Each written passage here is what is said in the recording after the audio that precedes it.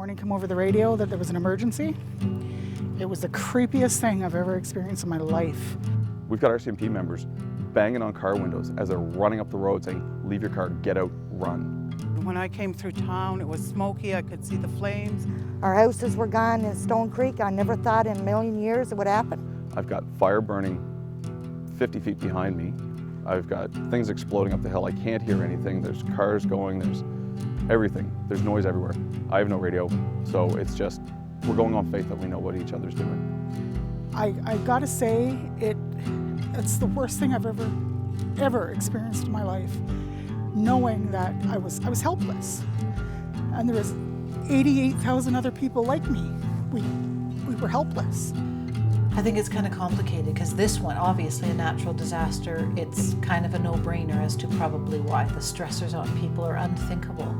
But if we'll look back only a few months before that, we were in a major recession. Fort McMurray, from a couple of years ago till now, it wasn't the same city.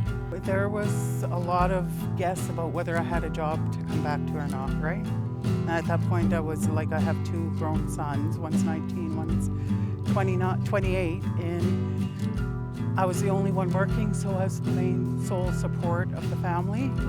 Well, when we look at disasters, typically what we see is the suicide rate will initially go down, but the people who have lost everything, it really settles in for them.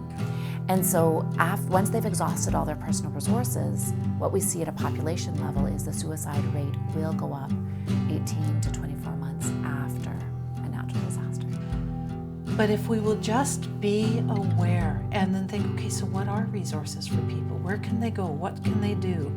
If you don't know, how are you supposed to know what you don't know? So get the help. Just ask the questions.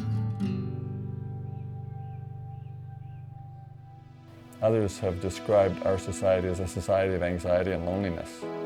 And if we are truly a society of anxiety and loneliness, that speaks volumes about how we're not connecting with each other, not listening well, not responding with compassion to where people are at. The ratio of male suicides to female suicides is 3 to 1. So for every one woman, there are 3 men. They're scared to say anything because if I come out and say something, my buddies are not going to be too supportive. And I think that's the big problem with Alberta. I do know that we drink more than any other province in Canada. Our alcohol consumption is the highest in the country, and that worries me.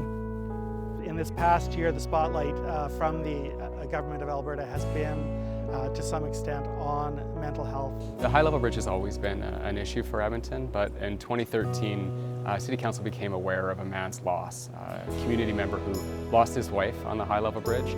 That really compelled Council to act, so the directive that they gave us, the city staff, was to reduce the tragedy on the high-level bridge. In cities where they put barriers on suicide hotspots, you saw a marked reduction, and significant, like 50 to 85% in some cities. So the hope is that all of those pieces, though, like in isolation, they're effective, but you know, if you see someone struggling on the bridge, now we have an emergency phone where you can connect to emergency services. So it's really a beautiful storm of harm reduction items. We want people to be talking about suicide. We want people to be, aware that it's normal. 1 in 20 people are going to think about it in their life.